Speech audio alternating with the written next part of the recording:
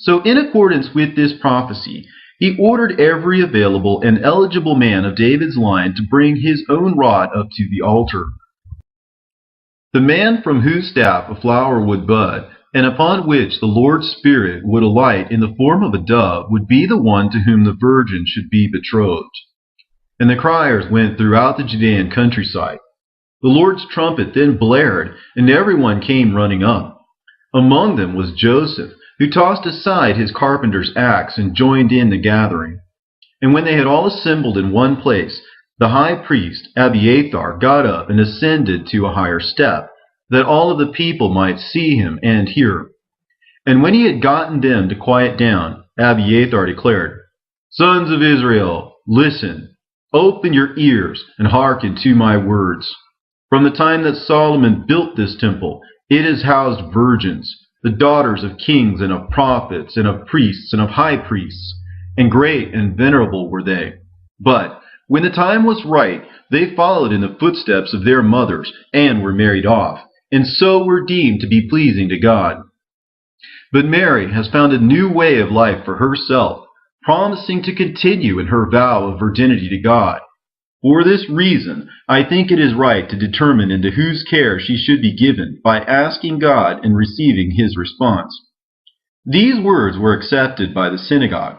So the priests cast the lot on the 12 tribes, and it fell upon the tribe of Judah. "Tomorrow," the priest announced, "let all who are without a wife come together, staff in hand." So Joseph brought his rod along, as did all the younger men, each of whom took his staff up to the high priest.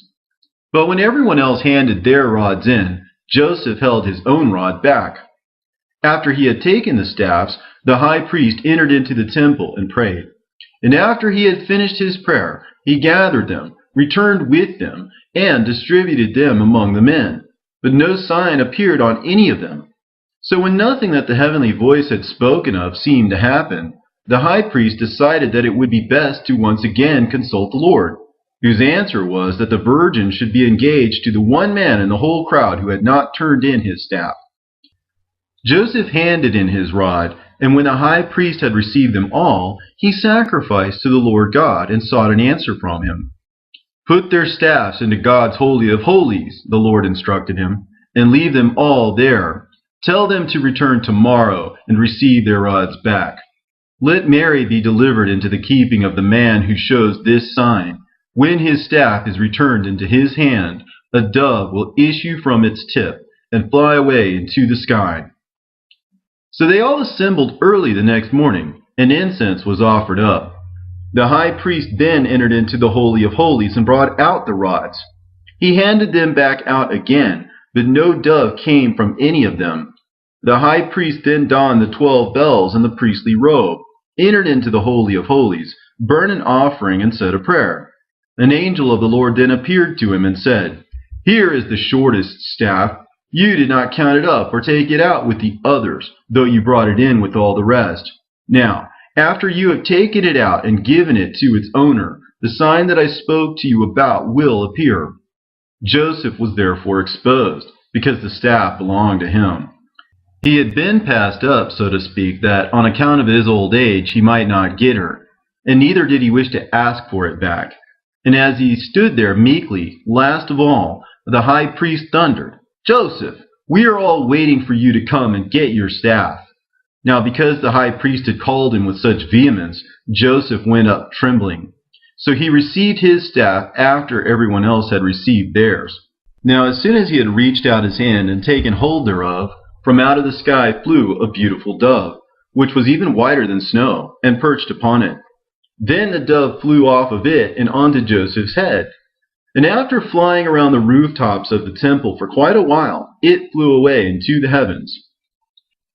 Now everyone saw clearly that the virgin was to be betrothed to him, so they congratulated the old man and said, "Father Joseph, you have been blessed in your old age, for God has deemed you to be worthy of Mary."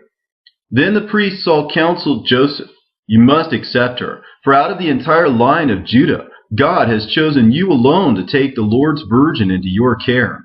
But Joseph answered them sheepishly, "I am an old man, with sons of my own. She is but a little girl.